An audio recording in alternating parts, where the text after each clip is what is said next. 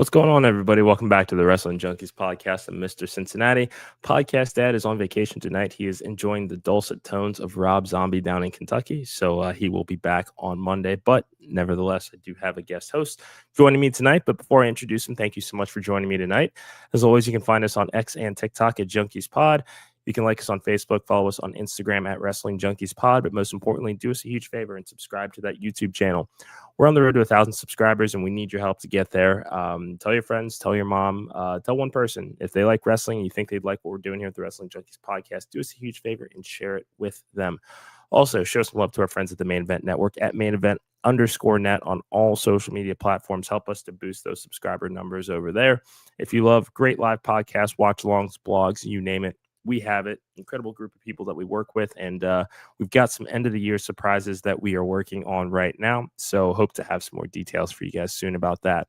Also, show some love to our friends at Coastal Empire Wrestling in Savannah at CEW Savannah on X. Do not forget, September 26th, we have an incredible main event happening here. 3 stages of hell. Dax Anthony, Bryce Cannon.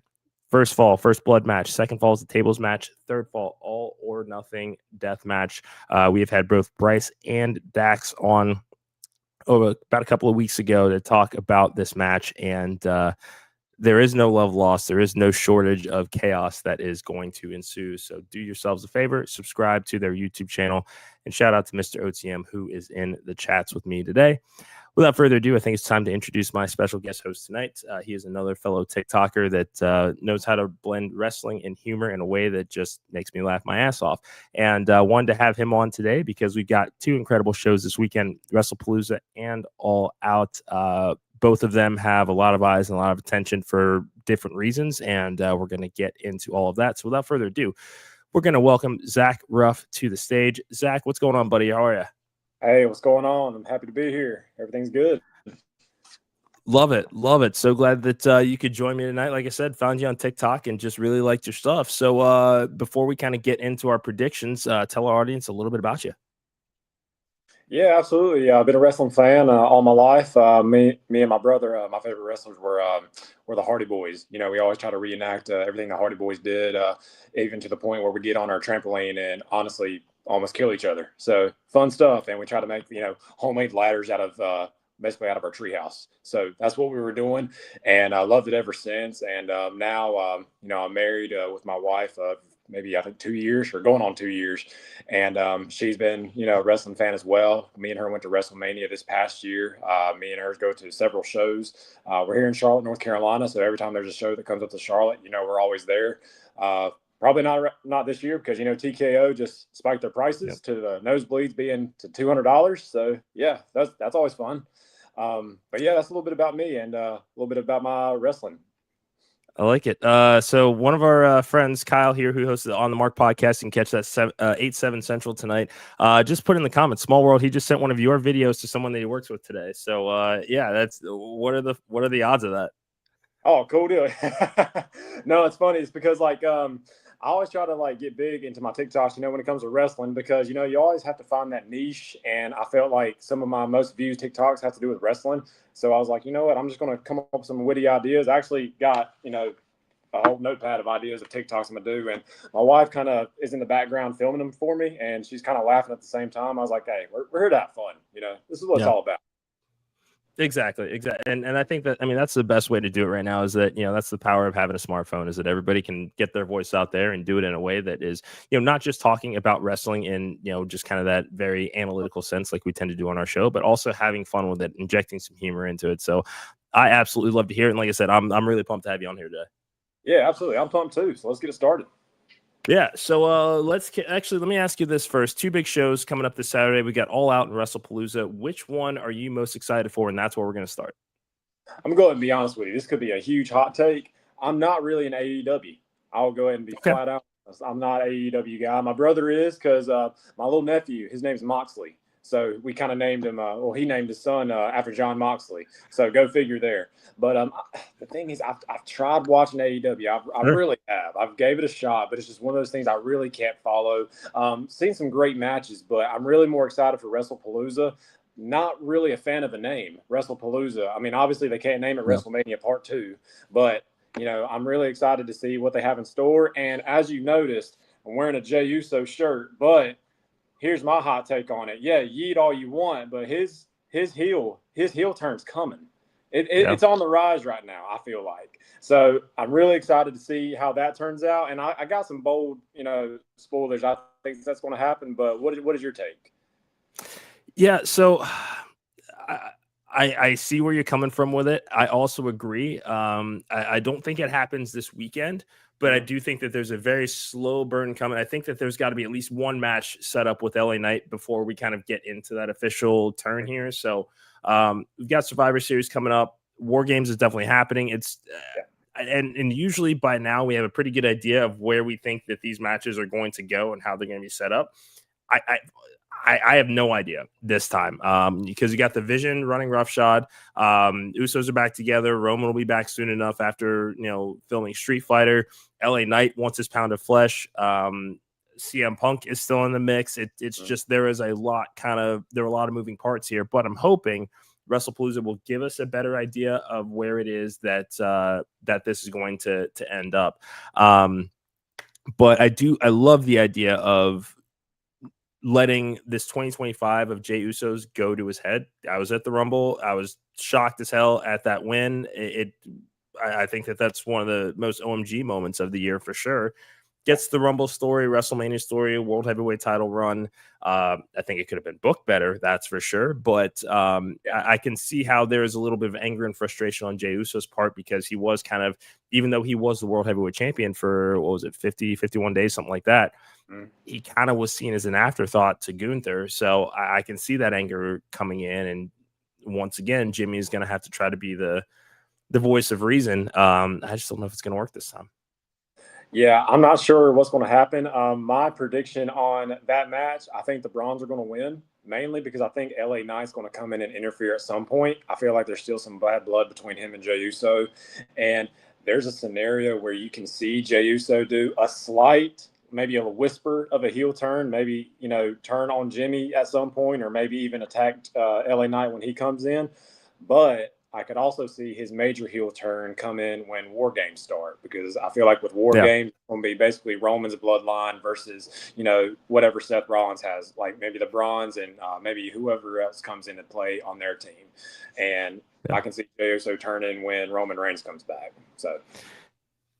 Yeah, and I think what's also interesting, and I don't necessarily know that I want another Jey turns on Jimmy sort of thing, just because that Mania 40 match was just bad. I don't want to revisit that. I think it's a descent that eventually, much like with the right hand man story, Jimmy eventually fell in line, and that tends to be his history here. And when you look kind of at his singles run since they split, I mean, I think that there should have been at least one U.S. title run in there somewhere, but there really wasn't a whole lot for him to do as a single star. And I think that they would do a really good job of leaning into that, as far as Jey kind of saying, hey, yeah, we split, but look at what I did. Look at what you did. Okay.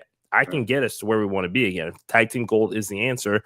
Eventually, with what the New Day are doing in that tag team division right now, the Usos are going to disrupt all of that. Yeah, I think as heels, they can do that, and it's going to be awesome. And one thing about the tag team division, I kind of hate it for Monday Night Raw, because there's not really much of a, tag team division other than who we got. We got Judgment Day, New Day, DIY. It's not really too much of a good tag team division. Yeah. One of my tag teams I really love is Fraxium.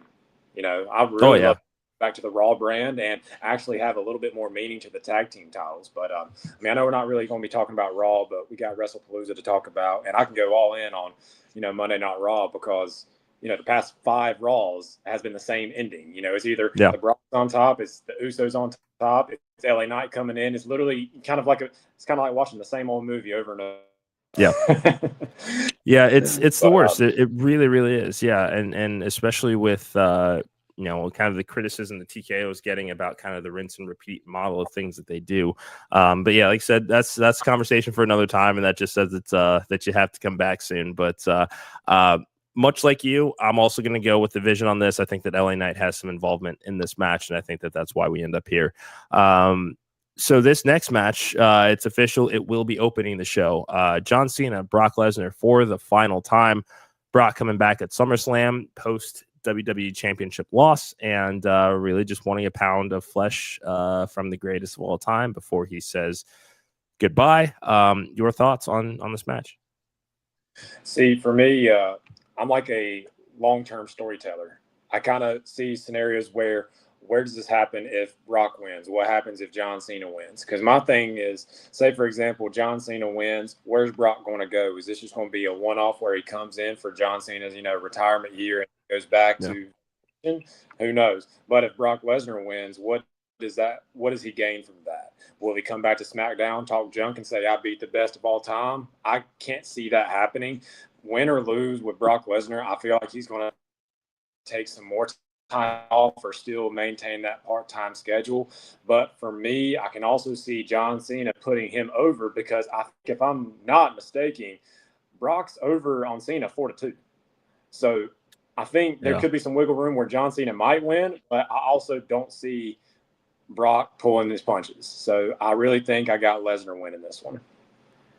Yeah, it really is tough to agree with you on this one, but I'm going to.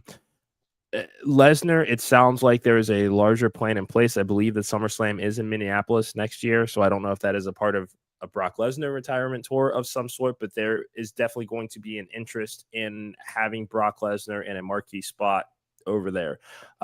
It would not surprise me if Lesnar gets this win and we don't see him until the Rumble in Saudi Arabia.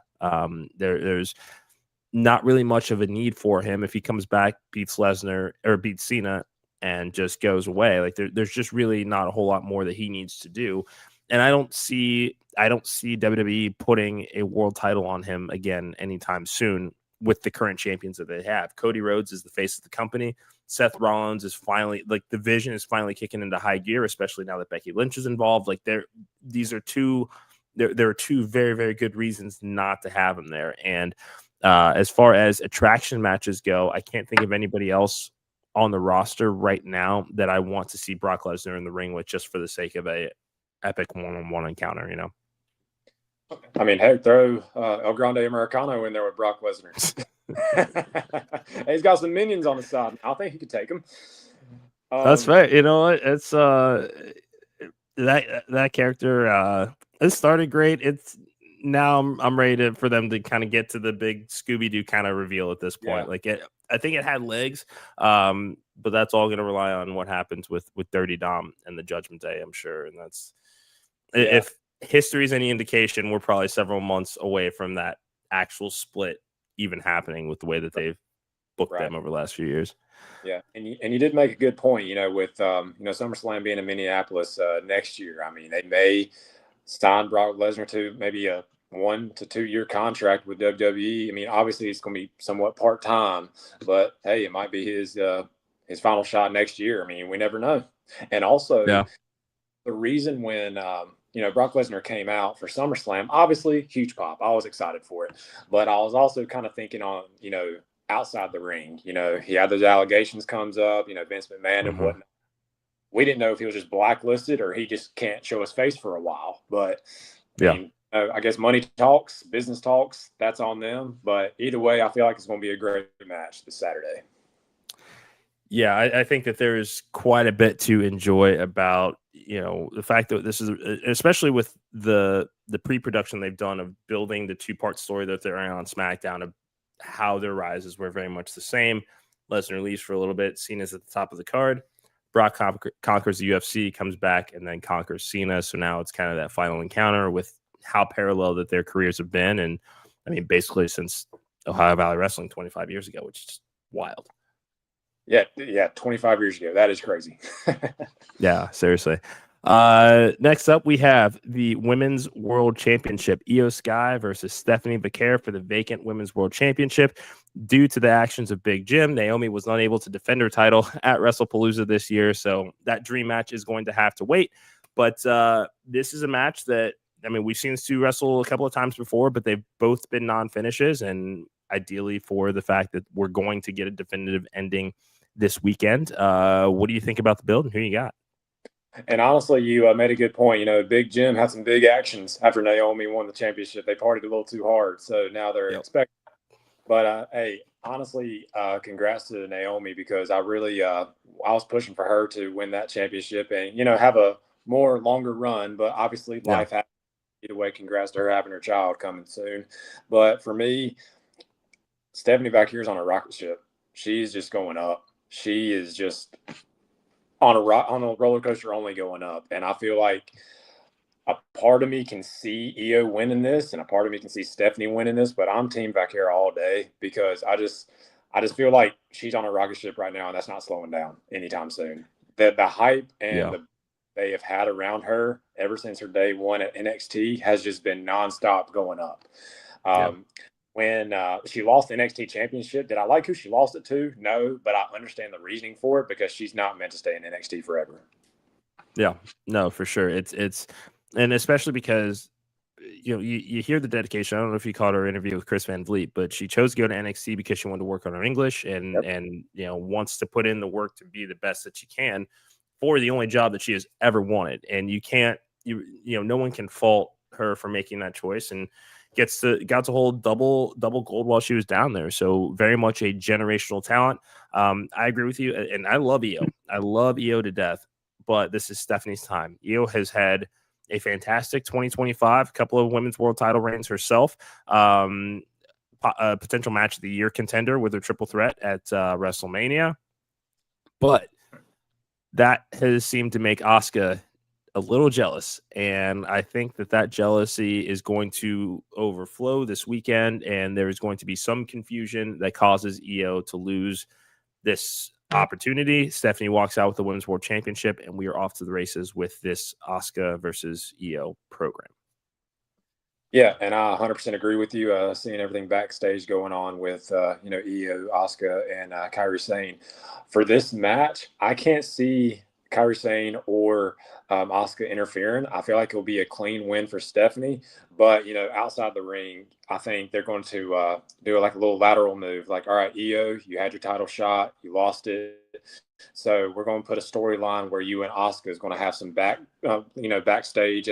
Not really a brawl, but have some kind of like a promo where we can build this storyline up. So honestly, I would not mind seeing an Io Asuka match, but I feel like that's kind of what they're going to do. Take Io out of the title picture for a while, because she's been there for going on, I think, almost 2-3 consecutive years almost. And it's just like, we just need to kind of like, hey, steer you away. Let's have you work with Asuka, maybe tag team with Kairi Sane, and we go from there. But I still think this is going to be a really good match. Huge fan of Io, huge fan of Stephanie, and I still think Stephanie's going to take this on. Yeah, definitely has the opportunity to be a match of the night contender. And Fernando, I agree. I think the Asuka versus Io at WrestleMania would be a really, really fun story to tell, especially when we look at Rumble kind of coming eventually. Both of these two are going to want their crack at the gold again. War Games is also around the corner, so we'll see kind of how that allegiance shakes out.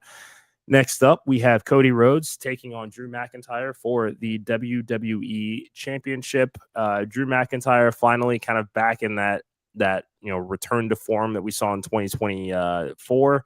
This was a bit of a slower, quieter year for Drew McIntyre, but he's called his shot against Cody Rhodes, essentially claymoring him through the announce desk and calling his shot. So, Zach, tell me what you think about this match, man. Cody Rhodes. I mean, I'm just going to say Cody Rhodes is going to win that match, because, like I said, I see things long term, and right now there's not enough build for Drew McIntyre to say, hey, he's going to be the next champion. I feel like there's got to be some more of a build prior to this match, which there has been, but it's just got to be something more. And also, take a look at Randy Orton. He's had some discrepancies with Drew McIntyre. Who's to say he might come in? I would say he'd interfere, but maybe post-match might come out and maybe not turn on Drew, but also turn on Cody, because eventually we're going to see a Cody and RKO. We're going to see Cody and Randy Orton go at it. We're going to see something happen between them two. Will I see Randy Orton take that championship from Cody? I would love to. I don't see it, but eventually the fans are going to want to see that Cody Rhodes and Randy Orton match. I hate it for Drew McIntyre because there's spots where I feel like he's getting swept under the rug, especially with his feud with CM Punk, which, mind you, those are some great matches.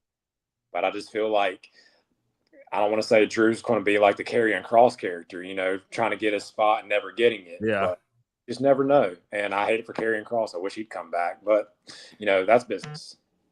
Yeah. And with Drew, especially, again, we saw the massive win at WrestleMania 40, only to be thwarted, to have the cash in by Damian Priest take place. We've, seen CM Punk cost him at every turn. I love when that stuff happens to Drew McIntyre because he channels that Scottish psychopath persona from NXT. And he's out for scorched earth every single time. And it just really ups the intensity for a guy like him. It's just, this has been such a quiet year for him that I don't think that this is the time. Cody just won the title back at SummerSlam. Again, he's the face of the company. There's no reason to take it off of him right now. That's not to say that Drew can't do something to earn another shot at it and, put himself in position to win the Rumble coming up this year. But yeah, no, I don't think that this is the time. And much like Fernando, I'm going Cody Rhodes. But what better fucking main event? We've got CM Punk and AJ Lee taking on Becky Lynch and Seth Rollins. AJ Lee making her return to WWE after a decade away to defend her husband's honor in this blood feud involving CM Punk and Seth Rollins that Becky Lynch has inserted herself into after Clash in Paris. What did you think of the return? When AJ Lee came out, I kind of looked down on my stomach because I don't have those washboard abs like she does. So you're like, well, I guess I got to get to work. But no, definitely happy that AJ Lee came back. Obviously, we knew one day she was going to come back, make a return, whether it was with CM Punk or maybe a solo run, but just having her come out with CM Punk. And if you kind of take a good zoom shot of CM Punk's face, it looks like he's about to shed a tear when she came out because he's a proud husband. I've been proud. If that was my wife, I'm going all out. And just seeing that reaction from the crowd too, it really just stepped up the game for this match to come up on Saturday. Obviously, I feel like this is going to be one of those feel-good stories where CM Punk and AJ Lee is going to win. I cannot see them doing a swerve and having Seth freaking Rollins and Becky Lynch win this. I can't.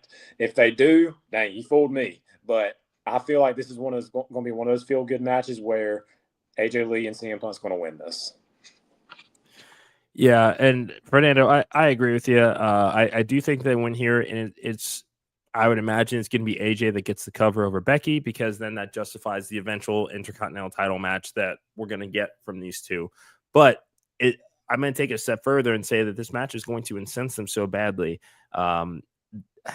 It's a bold prediction, but I can envision a world where AJ takes a curve stomp from Seth. I think that because they're playing into the mind games of, you know what? Yeah, AJ, you're unpredictable, but I can read your husband like a book. I know what sets him off. I know all of that. And I think that he's going to, look at how they planned for their sneak attack on Monday. They were on the same page without even letting us know that there was a plan in mind. It's just the way that they think and the way that they operate. They feel like they are the top tier power couple in WWE right now. They are the Flash. They are the show. They are the reason that the fans are in the seats that they are right now. And, when you look at AJ Lee and CM Punk, it is just, this is, again, I'm AJ's husband. This is about her. This is her moment under the sun, her return. I am just happy to be even standing in the edge of the spotlight of my wife. And that's we're a team. Absolutely. But this is, she is, she's at the forefront of this. I'm here backing her up. I'm her. It's been perfect how they've set this up. Right. Becky teasing the neck issue. All of these things are going to come into play here where I do think that something just absolutely dastardly is going to happen. And I think that that's kind of the catalyst of what gets us to War Games potentially with these two. Dang, a curb stomp to AJ Lee from Seth freaking Rollins would be crazy work. I wouldn't even. But there is a scenario where I could see that. I mean, heck, I still remember the times where Randy Orton was RKO and Stephanie McMahon, and he had Triple H in the corner handcuffed. Yep. I can definitely see Seth's character going that low, but that would be crazy work, especially in 2025, having that happen. Yeah. But yeah, still, I would see CM Punk and AJ Lee winning. But mind you, if they do win, like what's going to be, the follow-up with this? I mean, obviously, hey, we're going to have a celebratory, promo on Monday Night Raw, but is this where AJ is going to take a little bit more of a solo turn, or what's going to be next for CM Punk, or what's going to happen? What do you think? That's a really good question. Punk is going to continue to chase after the World Heavyweight Championship. That is just a given. After the cash in, ruse of the century, like he is very much out for blood in that respect. It's hard to say because we don't necessarily see a whole lot of top tier couples at the spot. Like where both of them are in the main event, seeing a husband and wife, like we're seeing with Seth and Becky. AJ Lee, they obviously have very, very big plans for us. Same with CM Punk as far as where they're going to be positioned on the card. It's going to be hard to say because should Punk and AJ win on Saturday, Seth and Becky aren't going to go away. They're going to want their pound of flesh back for that loss on Worldwide, especially because it is a couple that has. I don't think that Punk and AJ have ever teamed together. I know she's special refereed some of his matches kind of during the height of his world title runs. But losing a match to a couple that they despise, where the wife has not been in a ring in over a decade, whereas Becky Lynch has been transcending the game and changing the industry. Like this is going to be a blow to the ego that they are not going to take lying down. My guess is that Punk and AJ and Becky, I think that was it Crown Jewel. It's next month in Australia. Crown Jewel, Australia. Yep. Yeah, I think that that's where we see that Intercontinental title match. Whether AJ Lee wins that is another question, but I do think that a win this weekend sets us up for next month. It could be. My thing is too, if AJ Lee does get that match with Becky Lynch, I don't see it as a long run. I don't. I see it as one of those, hey, AJ came back, give her a title shot. She wins the title shot. Maybe give Becky some time off and maybe have somebody else come back into the IC title picture. I mean, I know Lyra Valkyria is trying to, get back into the picture, even with the stuff going on with Bayley. Who's to say she might get back? So there's just a lot of scenarios that can come. But if AJ Lee does win the IC title, if it were to happen after WrestlePalooza into Crown Jewel, I don't see it being a long run. I just feel like it's going to be like a Jey Uso title shot. Like it's just going to be, you hold it for a few months, you kind of make the fans feel good, but we're going to give it to, one of our more full-timers here. We'll have to see. No, it's and I mean, sky's the limit here. It's a long-term full-time contract for AJ, so I think that there's some plans to really have her in the fold for a good while, but it all remains to be seen. All I know is it is going to be a damn good show this weekend, and we're coming up on our time here tonight. But Zach, thank you so much for joining me tonight, man. This was a pleasure. Before we wrap up and get out of here, tell everybody where they can find you on social media. Yeah, absolutely. And I definitely appreciate you bringing me here. I mean, definitely it was fun chatting with wrestling. As you saw on my TikTok, a lot of people at my work, they don't like talking wrestling. I'm labeled as the wrestling guy. I was like, hey, somebody's got to be that guy. So, if you ever want to follow me on social media, my TikTok is Z_Ruff15, RUFF, as in, like a dog, Ruff. And same thing with my Instagram is ZRuff15. So definitely feel free to give me a shout. We can talk wrestling. We can talk about the grass growing. We can talk about anything. I'm always here for it. I like it. Well, thank you, and thank you to everybody that joined us tonight. I know that I did not get to my all-out predictions, but I will be posting those on my TikTok and all of our socials tomorrow. Again, thank you so much. Find us on X and TikTok at Junkies Pod. Like us on Facebook at Wrestling Junkies Pod on Instagram. But again, subscribe to that YouTube channel. Help us out. We're on the road to 1,000, and every little bit helps. And just tell one person. But that's going to do it for us for the week. For Zack Ruff, I'm Mr. Cincinnati. And Zack, stick around for a quick second before, as we close. But until Monday, everybody, it's been the Wrestling Junkies Podcast. Enjoy the grabs.